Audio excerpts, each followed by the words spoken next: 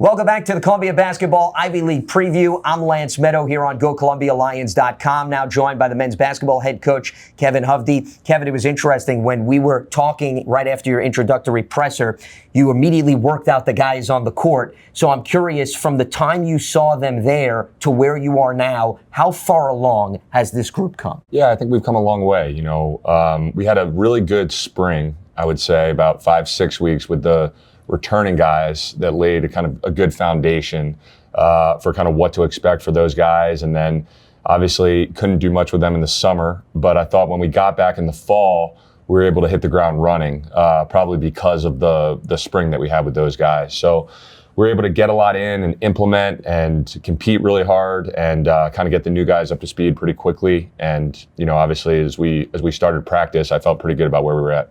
And during the course of non-conference play, you put together an 8-game winning streak. What has stood out to you during that stretch as to why the team consistently was able to finish and close out games? Yeah, I think really, it gets down to how hard we play. I think that's the most important thing and something that we talk about all the time. And we've tried to keep things really simple for the guys and really hold them accountable on 3 or 4 things that we do every single day in practice. And I think they've done a really good job of going out and executing those things. And that's given us a really high floor for, games. Even when we don't shoot well, we can still win games and be hard to beat. So I think that's been the biggest key for us having some early success. And Kevin, one of the facets that has stood out to me is on the rebounding front. And one of the terms you've talked a lot about since taking over the program is playing with verticality. And it seems to be standing out in terms of your prowess on the glass and guys just being well disciplined in defending. How much has specifically the front court bought into that philosophy? Yeah, for sure. They've really bought into it. And again, that's one of the things that we work on every day with everyone on the team, not just the front court guys. And the way we defend, we try to defend as a team. So all 5 guys have responsibilities. And, if we get beat or there's a rotation, a lot of times, one of the bigs is going to have to come over and help. And, to those guys' credit, they've done a great job of coming over there and staying big and going vertical and defending without fouling. You've been amongst the top teams in the country in rebounding margin. Right before final exams, you've out-rebounded 3 opponents by at least 20 boards. How far ahead of schedule, Kevin, do you think you are in terms of that part of this squad? Yeah, I don't know. We never have the one goal we have is to be plus 10 on the glass every game. That's the only goal as a team. But I think it's something that we really have emphasized since practice started. And we have specific rules for who is supposed to crash that we hold the guys accountable on. And obviously we hold them accountable on blocking out on the other end and going after the ball. And we do some things in practice, some drills to help our rebounding, but most of it is really taught off film and just going back and watching every single possession when the shot goes up and making sure that everybody's doing their job. And, I think if you do that and you have that level of accountability, then you can get their habits really good. One player in particular that I think has really stood out on the rebounding front is Ryan Sulis, the transfer from Richmond. Hampton Sanders has seen some contributions. He comes over from NYU. What has been the process, Kevin? I know you're new and you were trying to basically get this group to play together, but bringing in the transfers and the impact that they have had on the program. Yeah, both of those guys have been really good. And Ryan has had a unique career because he was hurt his freshman season at Richmond. So he redshirted, and then he dealt with some injuries even in his sophomore year. So I think that was the main thing that really helped him back, or held him back, which was kind of out of his control. And now that we've got him, and he actually dealt with an injury in the preseason for us as well, but he's had a good, consistent couple months now where he's been playing and practicing, and he's just getting better and better. And I think he's a great fit for how we play. And, he already has had a lot of really good contributions and will continue to do so. And Hampton is a guy that, again, really good fit for how we play culturally, has a great attitude, works really hard, has a lot of pride in being at Columbia. Those guys normally do really well for us. So he's a guy that, I talk to him. I feel like I've had the same conversation with him over and over, but I need to trust him even a little more when he's out there. He does a lot of really good things and can really impact winning. So really good player for sure. From my perspective, there seems to be a relentless nature to your group. Guys just fighting on the glass, not giving up, extending possession, shooting threes. How much is that fostered, Kevin, in practice? and that being rolled over to what you're seeing in games? I think all of it. We've really, and to the guys' credit, we've held them accountable and asked a lot of them in practice, and we really try to make practice as competitive as a game. So, there's not many days where we're coming out and just, doing 5-on-0 stuff or anything like that. Most days we're going to play a lot of 5-on-5. We're going to compete. We're keeping score on everything. So I think when you do that and, you have guys that, are bought into that and like it, then, it translates to the games, and that's what you're seeing.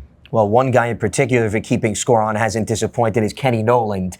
I mean, he really has taken, it seems, everything by command in his senior campaign. And one of the things you talked about, Kevin, is you had to sell yourself to the senior group that had been together. How much have you leaned on Kenny, being sort of an extension of the coaching staff, and how impressed have you been in terms of his day-to-day operation on the court? Yeah, that's the biggest thing, because obviously he's really talented and productive and has been really good for us. But the leadership part and the attitude and work ethic and really leading by example has been a huge luxury for our program as we're kind of implementing these new things. And I'm just very, very proud of him for the start that he's had. But again, just a luxury for me, and appreciative that he's been so bought into what we're doing.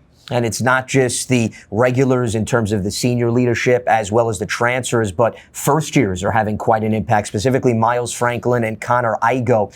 What were your expectations, Kevin, for those two coming in, and where would you say their ceiling is based on what you've seen in non-conference play?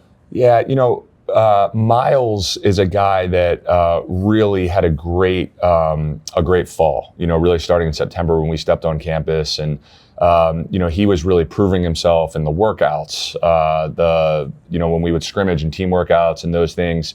So the level of success that he's had so far really isn't that surprising based on what he did. He kind of really earned and carved out a nice role for himself.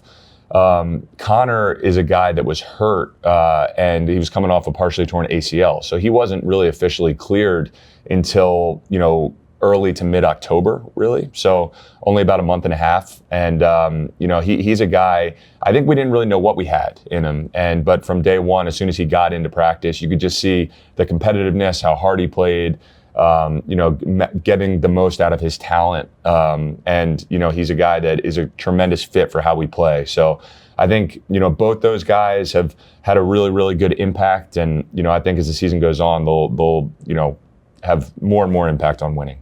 Miles seems to have an attitude to him, and I say that in a good way, in terms of you see his emotions, Kevin, right, on the court. He doesn't shy away from that. How do you walk that fine line with him in terms of what he brings versus maybe when he needs to hold that back in some capacity? Yeah, I think it's kind of just the life cycle of a player, and, I think I agree with you. I like it too, trust me. I think we need to be a team that plays with emotion and has a chip on our shoulder. Sure. We talk about the underdog mentality all the time, trying to be the scrappier team, and that's how he plays. So, I think that's a big reason why he's been able to carve out such a good role, is because of that, because of his attitude and who he is on the court. And, again, it is a fine line, but, I think he does a really good job of controlling his emotions and, being coachable when he needs to be and that stuff. And again, I want him to play with a good edge. So I'm all good with it. And he's been battle-tested. A lot of close games you had during non-conference play. Hofstra went down to the wire. BU, you had to hold off. You fought back against Stony Brook to force overtime. How beneficial have these tight affairs been in terms of you learning how your team handles crunch time, especially what may roll over into Ivy League play? Yeah, for sure. Playing in close games is great, and definitely a good experience for us. And it just gets you in situations where whether you're up a couple points or down a couple points, the situation changes, and what you're trying to accomplish late in games. And we work on that stuff in practice, but it's obviously you can't simulate the game pressure. So having, as you mentioned, especially those 3 games that have been really close, where we're trying to execute different things, I think is great for us. And hopefully we can get a little bit better in those close games. And, we obviously anticipate and know there's there should be a lot of close ones in Ivy League play. So for sure. Especially based on the track record of this league that you've seen up close and personal when you were an assistant. Two other players that I want to highlight that we haven't brought up who I think have made some key contributions. Gerard O'Keefe seems to really take advantage of his opportunities from a scoring standpoint. And you've turned to also Richard and Weke in key moments to add some extra depth to the front court. What did you see in practice that said, you know what, I'm going to tap into these guys and I think they can handle the moment? Yeah, Gerard, obviously he's, his scoring is an elite talent. His shot making, he can make difficult shots where for certain guys, you might even think they're bad shots. But for him, he really has the ability to kind of slow himself down and concentrate. And, even when some of his shots are heavily contested, he has that ability to make shots. So, that's a weapon for us. He has the ability to break open games. And to go get a basket when we need one. But I think he doesn't get enough credit for his defense. I think that's the reason that he can play extended minutes in our program. If you don't defend, it's going to be hard to do that. And he's a great positional defender. He's tough. He's really smart. And he's good on that end of the floor. So again, really proud of him. And we've seen it in practice, and that's why you're so confident that it translates to games. And Rich is another guy that really just dealt with some injuries and in the fall, and once he got in shape, he really just started to have impactful practices. And he's a guy that maybe is our best verticality guy at the rim. Even guys like Ritter and Soulis and Zeno, when he was healthy, were having trouble scoring on him in practice. And that gave us a lot of confidence that he could go in there and play a good role and defend and rebound. And again, offensively, I think Rich is a really good fit for how we play. Just being big, playing in the middle of the floor, playing high-low, all those things. It really matches up with his skill set. So he's been able to carve out a nice role. Obviously got hurt in the Albany game, and hopefully we can get him back soon. Can run the court as well, which also can help you from an offensive standpoint. You just gave a laundry list of a lot of front court weapons, which I'm sure is a luxury, Kevin, from a head coaching perspective. And the plan is to get Zeno back with respect to Ivy League play. What does that afford you to do in terms of your rotation and depth? The fact that it's not just one or two guys. You can toy with 3 to 4, maybe even 5 just in the front court alone. Yeah, it's a huge luxury because obviously the depth, so that allows you to play harder when you're playing more guys and they're rotating in there and kind of maxing themselves out, and you can get them a break.